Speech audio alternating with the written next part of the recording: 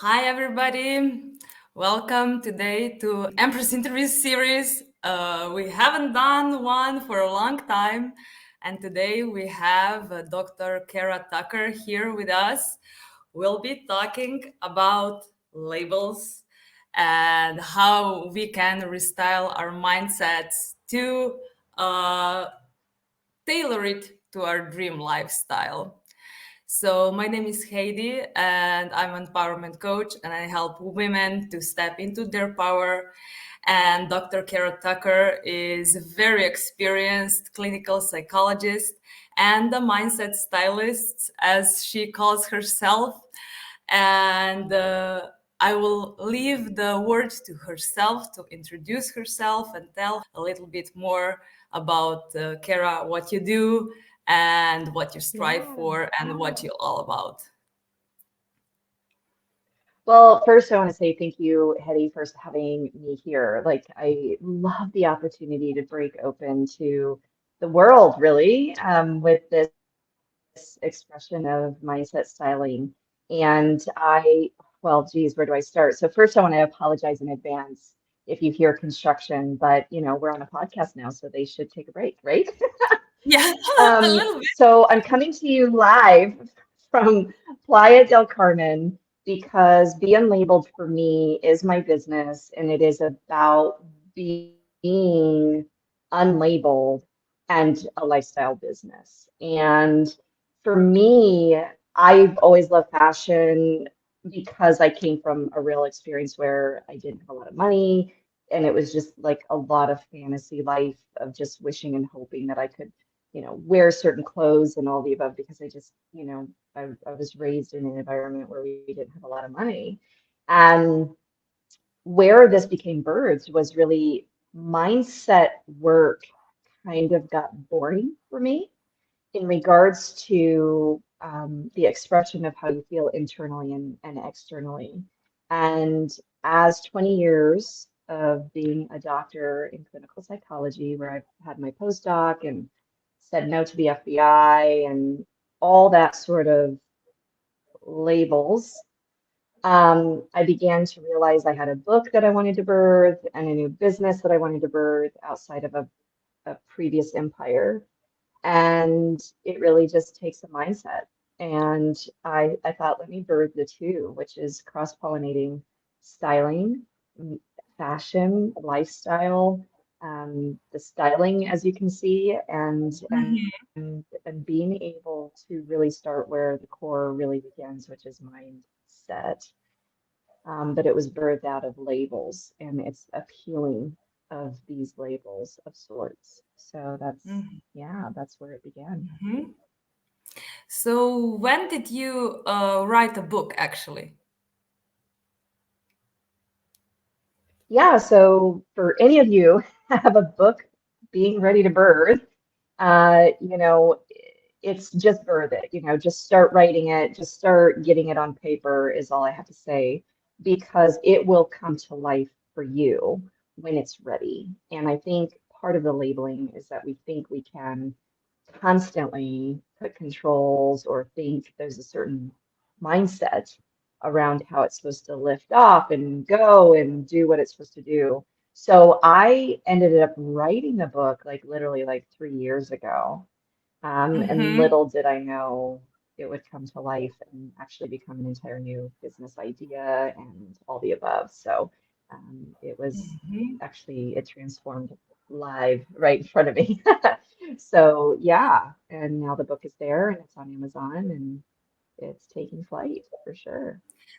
So, actually, you first started and wrote a book, and then you came to the new business idea. Interesting. Yeah, yeah, yeah. Isn't Interesting. that funny how that works?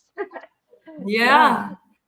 And you have been a clinical psychologist before and possibly still now, or have you just Yeah. completely changed the direction of your business?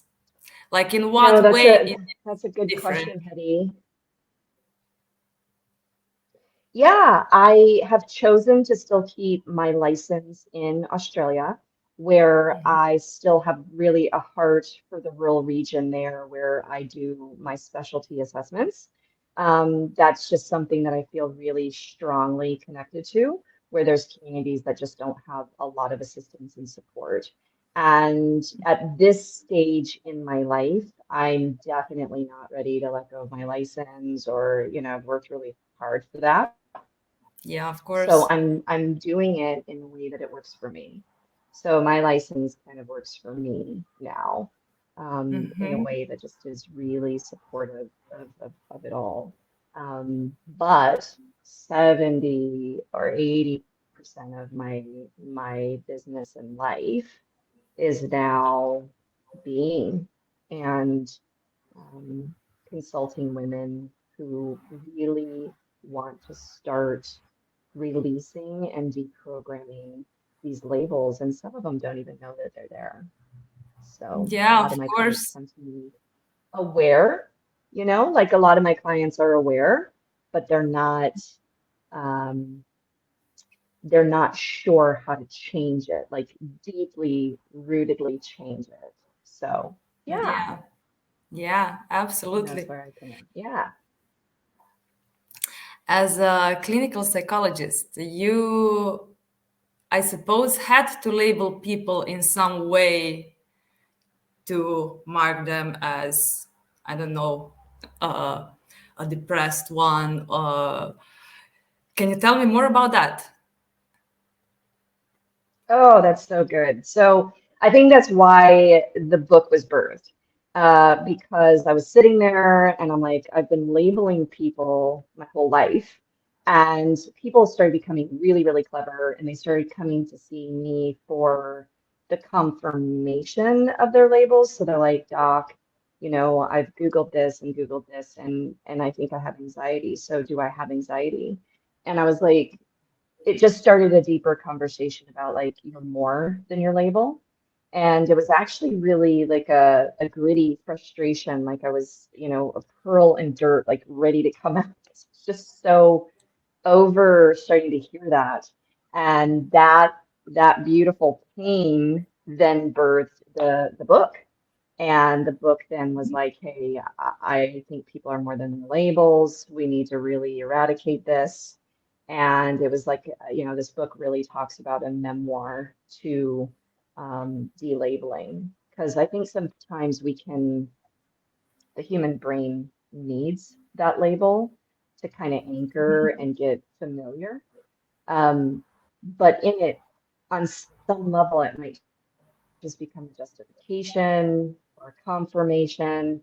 And doing the work as a therapist was very far and few between. So the patterns get kind of awakened, but they don't really get to the root or go deeper. And that was really hard red tape, I say, with my being in the chair as a therapist and a doctor, because you can only see so many people, um, and time was slowing down as opposed to I want to be able to see more people and get them to see this in a way that it's not just one for one. It was more people that could be exposed to the awareness of first just acknowledging the label, revealing it, know that it's there, and that's half of it. Because a lot of us don't realize we are dear perfects, dear pleasers, dear identities, kind of feeling lost or numb, pleasing everybody.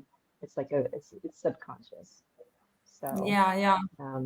so it's kind of these, invisible, sneaky, clever labels that we need to start kind of visibly mastering, so to speak.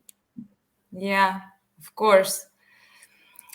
On this point, I would like to make listeners aware that after the stream, we'll prepare a workbook through which you will be able to examine a little bit about your labels.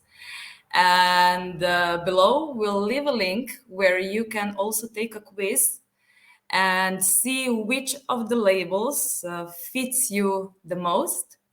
I'll just quickly show you the workbook because Kara prepared um, a part of it where you can actually, so this is the workbook, you'll be able to see different labels that Cara is speaking about. And it's this. You see, she mentioned the pleaser, the perfect, and we have many others. Cara, would you mind to speak a little bit more about Dear Soul, Dear Pain, Dear Survivor, Dear Happy, Dear Healing, and Dear Addict? Yeah, I've got some construction, so I'll try to talk over it. All right. It doesn't seem too loud. So, okay, good. That's actually really helpful to know. Um, so Dear Addict was actually, it's not kind of the addiction as to what you think it is. It's an addiction to tasks. It's an addiction to doing things and having things set up on your lists, and you start becoming kind of addicted to that. Then Mhm. there's simple little addictions, like, well, it may not be very simple, but I've got to have my coffee and, I can't function without this, or, I've got to go shopping 500 times in the week, or, there's these subtle little addictions, whatever you want to call that, but it's being able to look within yourself and actually see some sort of addiction within yourself. And everybody, I always laugh because everybody says, Doc, do I have an addictive personality? And I said, are you human? And they go, well, yeah. Yeah. And I said, well, then you have an addiction in something, right? So we're, Yeah. it's not a competition. We all have an addictive personality. It's in our nature to want more and more of something that feels good for whatever that is. So that's one label. Another label is, dear pain, where Mhm. if we could transform what pain is trying to tell us, it's actually more deeply rooted, whether it's in the body, the mind, the heart, but our body will actually respond to that pain. And so it's being able to speak to that label as if it's coming to life. If Dear Perfect was in the room, what would she say to you? What is she doing for you? What is she prohibiting you from? Same thing with Dear Pleaser. She's there for a reason. She likes to invite herself.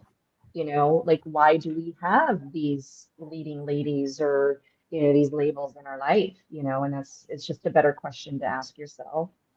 Dear Soul is for those that are spiritually in the closet that maybe have, like for the life of me, like for a long period of time, I just thought I had good intuition.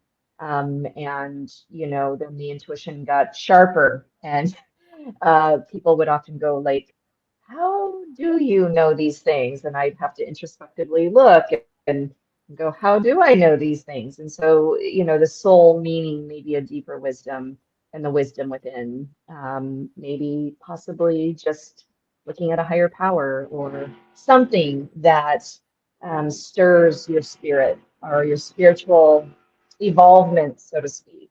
So that's another Mhm. label.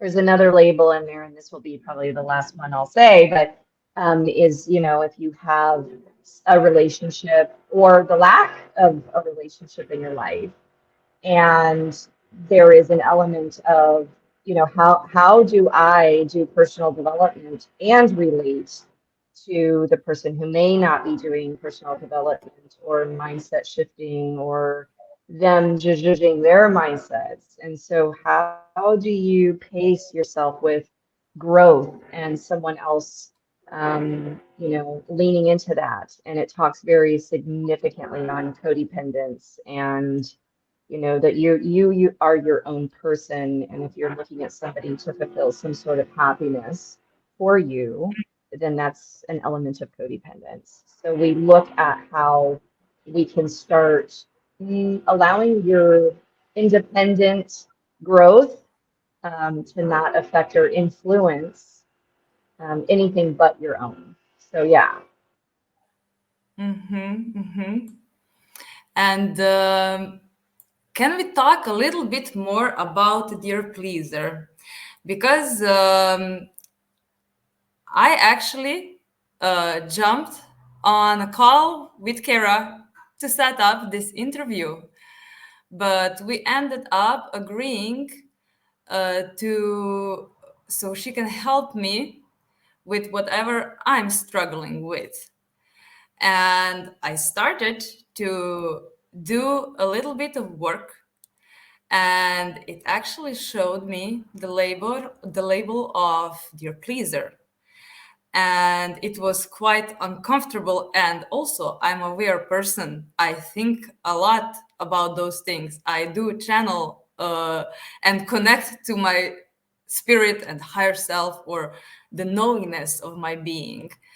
And I actually knew that I'm a pleaser, but I never really confronted it. And it taught me a lot in my creations. And what I actually realized yesterday, that's new. I haven't told you, Kara, about this either, because you've been busy in Mexico.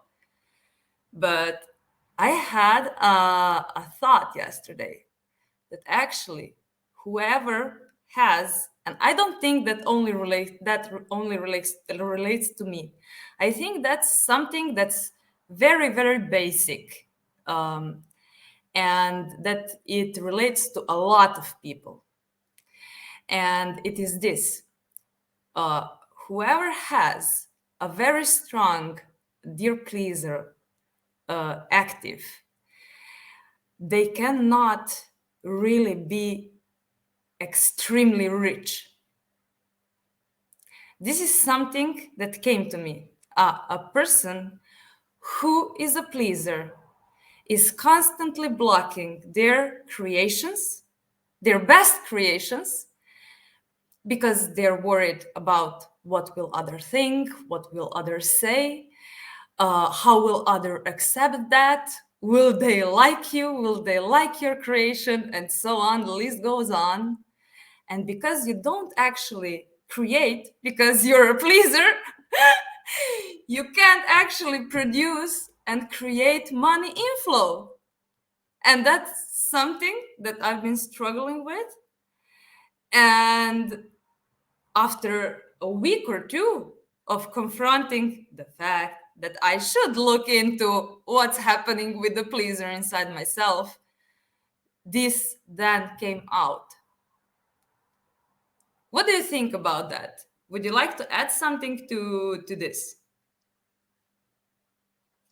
Well, first, Hedi, I really want to acknowledge what it does take to do this sort of work, the Mm. bravery that you have to receive the lioness within, Yeah, yeah, to be able to recognize what we haven't been confronting. That in and of itself is massive. It's huge. It's yeah, yeah. insightful, and it's surrendering to the sacred space, right?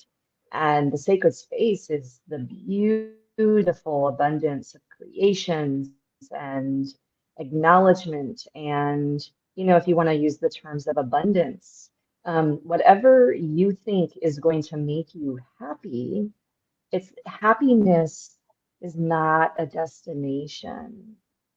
It's not something that you can just tick off the box and, okay, I feel good now, and there it is, but then why was it so short-lived? Um, these labels are about discovering, settling in to that emotional space. And the first step, I mean, always cliche as it sounds, is actually admitting that I haven't acknowledged that. And so when Mm. you're looking at how Dear Pleaser has um, stepped in and maybe was there younger to survive, like as a survival, she was greatly needed, right? Dear Pleaser, Miss Pleaser was greatly needed in moments Oh, yeah. where it was amazing. It was for survival.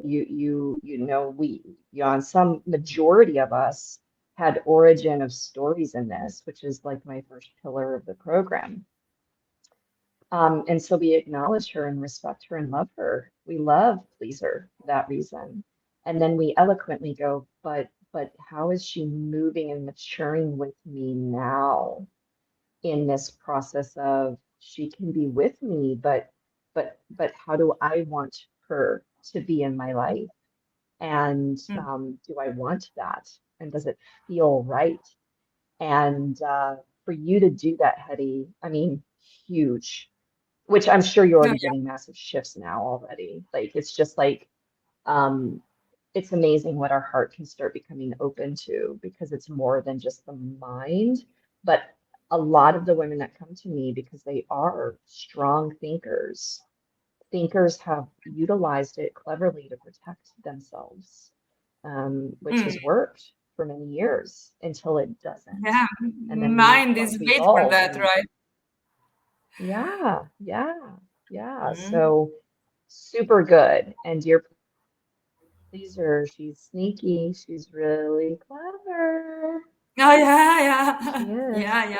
So it's great that you've opened up. And again, it's different for each woman, that I work with, but to hear that Mhm. you have opened up your creation vessel, um, it's amazing. It truly is. So Yeah, I'm grateful for your bravery to step into that. yeah, yeah. Thank you. And Yeah. with the dear pleaser, if I may add, like we are naturally, as human beings, we are social and we want to help another. We are herd animals, not really animals, but we like to gather in groups and we like to help our um, like we like to help the individuals in our environment, right? And it's our natural inclination to help. But when, like, the dear pleaser is a label, as you speak about it, that actually helped more than he felt like it was good for him still, right? And it was like taking away from yourself to actually then help another in a way that pleases him. It doesn't just help him, right? And like like you say, we love the pleaser. We actually love that pure existence that is true desire to help another. But the problem arises when we do that too much. And then what happens? We resent ourselves that we did so because we we kind of, smashed ourselves, or put ourselves on a second place, right? And that's never a good feeling, right? So yeah, Yeah. that's Yeah. Yeah. Well, and you speak to it, Hedy. So the program in regards to the just the beginning phases is exactly what you're speaking on, and I'll go a little bit more in depth. So obviously we have an origin of story. That's the first part of working through some things, because some people don't have those realizations that some of these programs do stem from certain areas of our lives. It doesn't necessarily have to be childhood. We're not talking about childhood, inner childhood work or wounds or anything like that. Sometimes it's just work environments that have created this, and we've been kind of conditioned. Then what you're speaking on is the character or the persona that has certainly started to become developed and adapting and assimilating to certain environments or expressions. So a lot of us, Hetty, believe that we are supposed to help someone. So one realization is sometimes we're helping when we weren't even asked.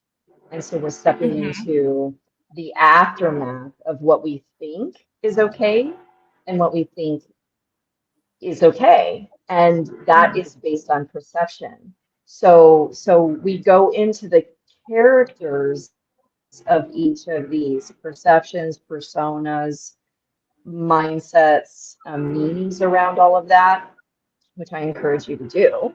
And then thirdly, then as a response to people accepting or receiving, or that relational community aspect of how we see ourselves and then the environment around us or the relationships around us, there's often what I call this emotional kind of commotion. And this is where I go, these are the areas of emotional closet cleanup. Like it's cluttered and there's a lot of emotions that are involved in the styling. So I say, come on into the dressing room. Let's take a look.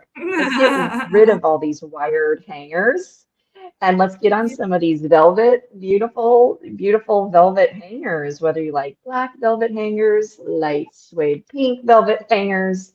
And it's like Yeah, these new mindsets start to take and transform, but then there's an emotional um, clothing that almost gets lifted. Some of it's heavy, some of it feels light, but we're restyling fashionably what your mind and emotions are doing with each other. And then lastly, then there's this element of just the aftermath of that and how mhm, we respond, repel, react, triggers, no triggers, numbness, whatever is happening in the aftermath. Some overeat, some undereat, some dye their hair way too much, some shop too much, some don't think that they could do enough for themselves or even time. So we can equate all of these elements in with the aftermath of all of this origin, character, personas, the emotional, clothing. And then, of course, lastly, is a bit of the aftermath. So that's really the mhm. program that I take my peeps through. And that is you're hitting the nail on the head because it's exactly that. It's, how dear Yeah, pleaser is stepping in, how you're referencing that character and that part of that characterology or identity within yourself. yeah, yeah. And I must say, since you speak about this aftermath, during this period when I was confronting the emotions, how I felt about things, there was a lot of resentment, anger, and sadness about this. And I figured that's normal for a pleaser because they resent themselves for that. And others that actually they accepted this even though they knew they maybe are over receiving, you know. And during this time I had quite few occurrences because when you work with energy, of course things pop out, and there was a lot of things that actually opportunities that allowed me to see what are my first thoughts when somebody is implying that maybe I could help them with something but not asking for it, you know, and like luring me in. So I was able to see that and then decide, do I really have time or desire to do that or not, you know. And for a lot of things I didn't I didn't take them on my as my responsibility, you know. um, and actually what happened as well, a lot of people did offer their help to me without me asking for them, you know. And that was like the other side of the coin, and it was nice to be on a receiving end actually, you know. uh so yeah, it's a great Yeah, it sounds journey like, for Hedy, me well, to look. exactly right. And once you start opening it up, right, you start opening up the closet space and you start seeing, your brain starts beginning to see a different perception, right? Like it's like a Yeah, kaleidoscope. You can switch the kaleidoscope just one angle, and then all of a sudden it just changes the entire patterns or lack of. And so you've hit very closely why I love doing the work. And I'm so grateful for you and your journey in this because the minute you cracked it open, right, it's immediately it opened up that space to actually have people just love on you and show you how much they care about you, however they're wanting to. And it's amazing how much we hadn't seen that before, or maybe possibly blocked it. As you talk about energy, that's, beautiful. We're dealing with quantum and other physics, the physics of our bodies and energy, or how like pheromones attract, and it's all of it. It's all of these things. And so when you say, I've just cracked it open, the colors become brighter and people start receiving that, and they want to reciprocate from that, Yeah. which shows you have amazing people by you, which you've already done amazing good work, right? Um, Yeah. and then there's this, I don't think it's ever never ending, Hejdi. I think we're Oh, yeah. probably, while we're in this lifestyle and lifetime, I just get excited by the journey and, Yeah. you know, like to Yeah. wander in it, so to speak. Yeah. Yeah. And discover more of ourselves, our Mhm. true selves, right? Our true Yeah, power, yeah, because we absolutely. really are all powerful beings connected to God, divine, whatever you want to call it. Yeah, It doesn't need to even be only energy. Energy is like here, body and energy, mass and energy. But there are levels of our being that is divine, basically. And yeah, I yeah, I use that when I work on myself, when I want to see more of the truth, and it opens up for me, I think, a little bit faster than like years ago when I didn't do it in that way. Synchronicities start coming in. Everything happens quite fast. The reality around me starts to reflect what I'm working on, and it's really interesting discovery journey. And as you said, it doesn't stop while we are in this physical body. We have something to work on, and it's like peeling off so true. Yeah. the labels, one by one, Yes. and Yes, I coming love to it. I love that you have one. Yeah. yeah, yeah. It's I have a new sweater Yes, I love it. Yeah. actually, so I wanted to wear it today, and I peeled the label off. Oh, I love it. I love it. I Yeah, love it. yeah.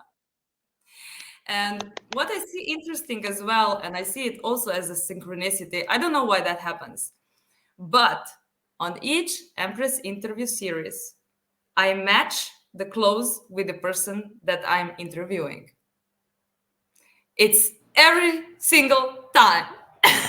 And we are again Yeah, orange today together. yeah, yeah. Yeah. And the psychological meaning of orange, right? The psychological, I don't know. Right now, I'm just getting like igniting the fire. And, when you think of like empresses or empowered empresses, you think of like Cleopatra and Oh, yeah. Aphrodite and Mother Mary, and even of our modern day, like just this burning flame within. And I love how you have like empowered empresses. It's very, it's knowing, it's a knowing that we already have our power. Yeah. Um, and it's not about control, it's about a knowing.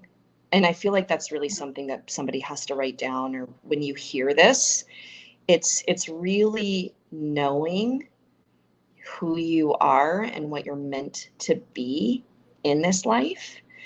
Yeah. And I thought ticking the box, like coming from, just these contrasts, right? And that's why I love wearing black and white, to remind me of the contrast, because we love shadow and light. We need them both. Mhm. If we didn't have, we wouldn't be protected. And sometimes we don't think of our shadow work being protective, but being Mhm. poor was, right? Being poor was my shadow. And it wasn't bad, it was amazing. And so what it did is it allowed me to propel to go for the doctorate because I was guaranteed money. Well, I was guaranteed a lot of debt. I was guaranteed a lot of all these other things. But it wasn't until I sat in being a student and receiving the empowerment of somebody else and people and experiences and seeing, I don't think we equate on a micro level that, like, I'm just grateful for amazing water here in Playa del Carmen. Last time I was here, I got really sick from drinking Mm, not so good, and it was a reminder that is like, oh, it's just, it is the simplicity. It's empowering.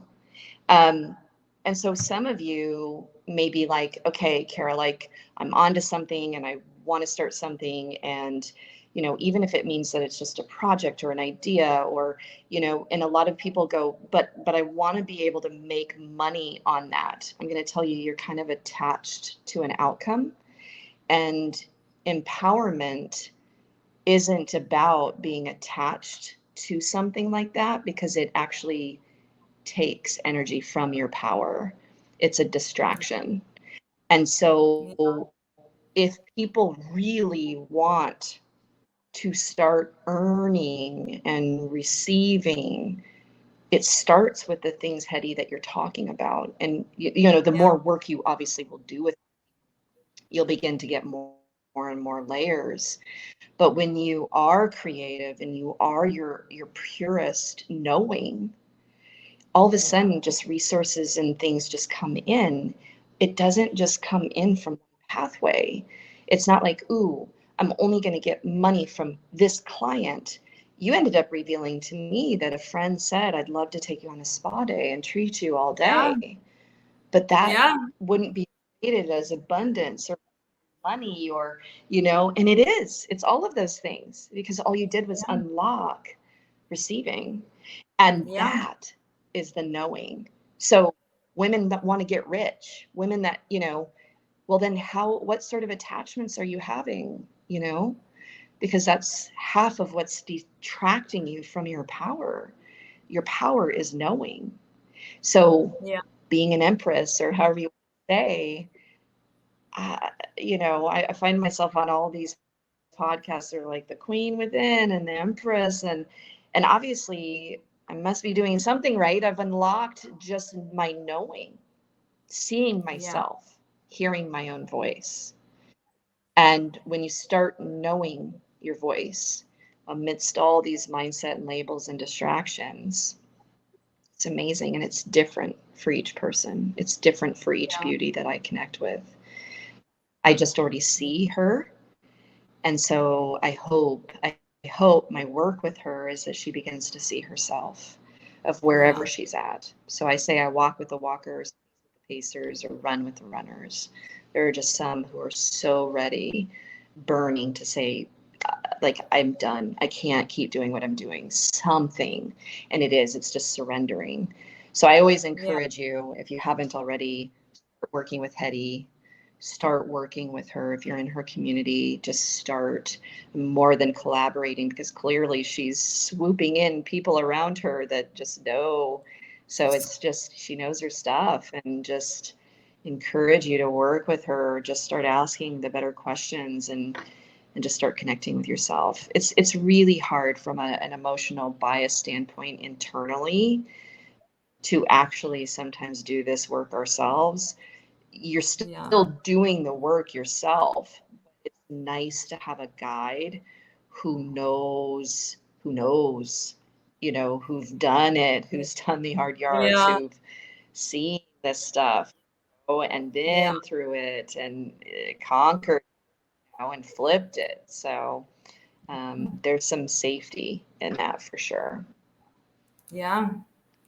And I absolutely, yeah, thank you for those words. And of course, it is easier if we have someone who we are working with, be it a friend or a sibling or parents, even, a friend, like someone who you can actually share with words what's happening, if you're not writing it down by yourself and sitting there with yourself contemplating, the mind can pull you in and you just drown in the mind. But if someone is there with you to be present and to help you not being pulled in, just to stay there and feel whatever needs to be felt, then the thing can crack. And then you can go off and do your own thing during till the next session, let's say, or until you need to give a report card to your friend if you're working with a friend, whatever. But it's easier if there are two people working on something. And if someone is helping you, it can be faster.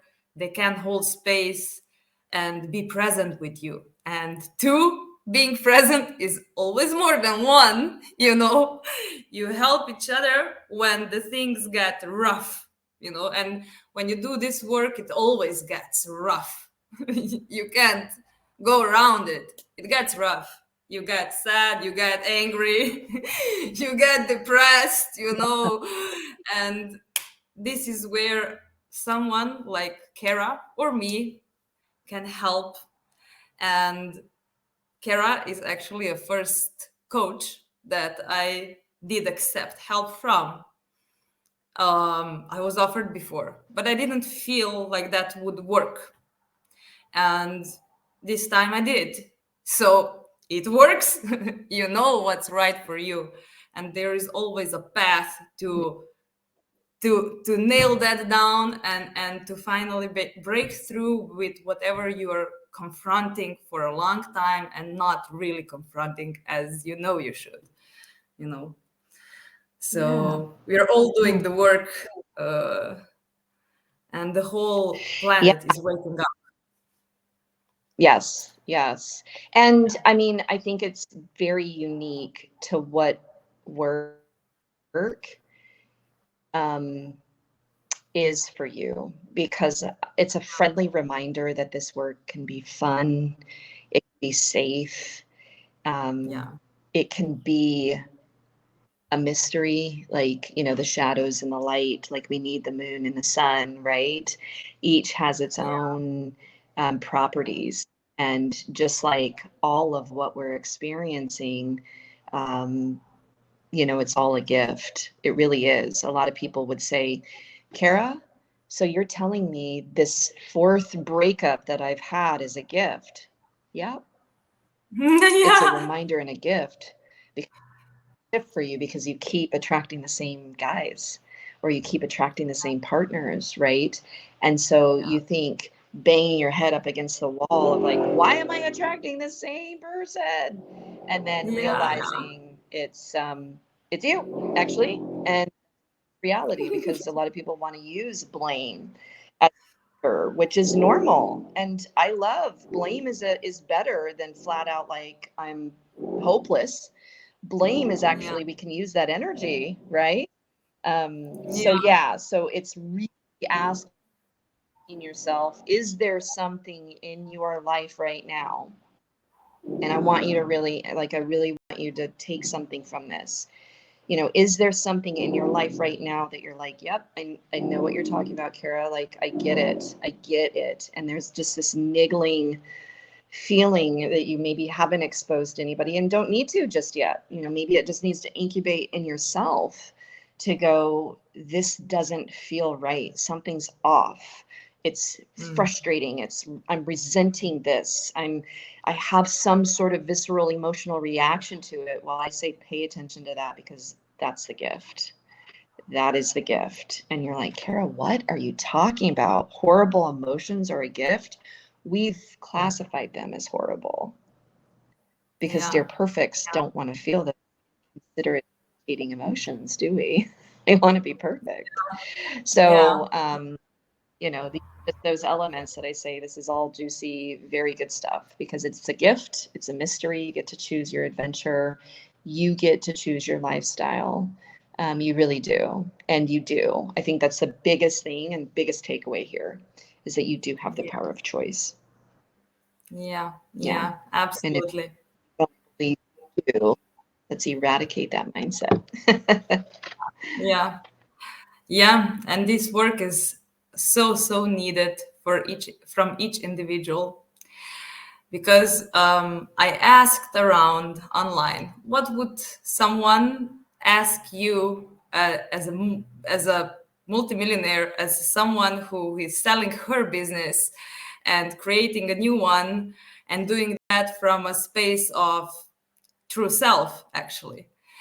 And the questions that came in were quite disappointing, I must say. There was a lot of jealousy, a lot of not being happy for the person who actually achieved that. I was really a bit shocked. That was a lot in our country, actually, in Slovenia. And like, Slovenia can be, I don't know the English word, but not really resentful, but not like admiring the success of another. Let's put it that way. And I was really disappointed. One lady even asked, "Oh, is she selling an inherited business or her own?" I was like, "Her own, of course." I was surprised, really, and disappointed. Um, and I was thinking, because we need to work on ourselves, right? And like you said, money is not the goal. I always I want to have a business where money will be a normal side effect, a pleasant normal side effect of me doing my purpose, you know. And this is something that I was not observing in those questions that were posted online, that I should ask you. Like, people were, "Oh, she did whatever she needed to do. She has a lot of money now. Pack your things and go to a boat for a year," in that kind of way. And I was like, "What?" She's Well, I think amazing. that She's the happy. reality of it, and I can totally, yeah, I mean, I can really appreciate that, Hedi. First, let me address that I have no knowledge in knowing culturally, especially in Slovenia. Here's the thing. I feel like whatever we want to say or speak to what may be perceived as jealousy or not, I want to go deeper than that. There's something underlying that. And there's perceptions or beliefs that people think they know how the money was received, what the capsule of a multi-million dollar business looks like, and what all that took. Okay. And I don't know how anybody else runs it. But here's what I'll speak to. If in fact a judgment comes up, whether it's cultural, there are some things to pay attention to. Does it come from a place of lack? Does it come from a place of, I know that there's plenty of abundancy in the world, and has my environment, culture affected that, or affluenced that, or influenced that in some level, right? So I would encourage these questions. I love these questions. And whether they're questions or comments, to me, whatever comments really reveals to me where somebody's at, because it's not about me. It's not about me at all, honestly. Yeah, There's of just course. a token of, hey, here's this person, but until they know me or want to get to know me, they'll never know where I came from or not. And really, at the end of the day, I don't have to justify that. This is not about me at all. This is about everything to do with them and what Yeah. their mindsets are at, and all the above. So I would encourage anybody with the comments to really unpack, you know, if this is brushing up, I welcome the comments. I love it, because you're that much more step closer, because you're acknowledging and you're joining the conversation, you know, Yeah. which is excellent in that. Yeah. And as well, thank you for that answer. And as well, because I've been working with the dear pleaser, this is something that a pleaser don't want to confront, right? Like, if I manage to create something and I actually start to create inflow and create a lot of inflow, what will others in my environment, like you said, cultural environment, say? Because apparently they mostly won't support it, right? And it's not a pleasant feeling to be not supported or rejected by your group, because like I said, we are herd animals, we are social beings, and we want to feel that support in our environment, right? In America is it's a lot different than Slovenia. You know, it's different history, it's different people, different genetics, different memories, and it's different basically. um so yeah, that's I just wanted to circle back a little bit to the dear pleaser, what I noticed as well. Like, when you let go of that, of your label that you are imposing on yourself, you can actually go even over that or around that, that other people won't support you on your highest potential journey, like your highest power possible, and standing in that power, right? And but there was one question that I liked very much, and this is something that I would wrap up our interview with, is the question was, are you happy now when you are creating a new business? And I would add to that, um, what kind of labels did you actually had to drop to step into the new reality of having a new business that you perhaps feel that is more aligned to you? You know, believe it or not, I could probably answer with the idea behind people have to really understand business. And so, for some of you out there who are having amazing ideas, who want to do business, do not be talking to employees. Like, let me just say that at first. You need to be talking to people who have been in business, who actually understand business. And if there are statements in regards to employee mindset versus actually entrepreneurship and running your own business, they're two very distinguishably different mindsets. Okay. So let me just say that, to speak to that. In this new business, there's brand new numbers starting from scratch, ground zero. There is no taking from any other, you know, business or, you know, all of that numbers are done now. So officially starting brand new. um, I wanted to create a business where I unraveled the addict label.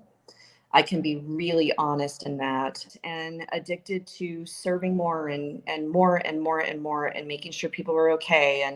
And I think there was a piece of dear pleaser, dear perfect, and dear addict that I will forever be peeling out.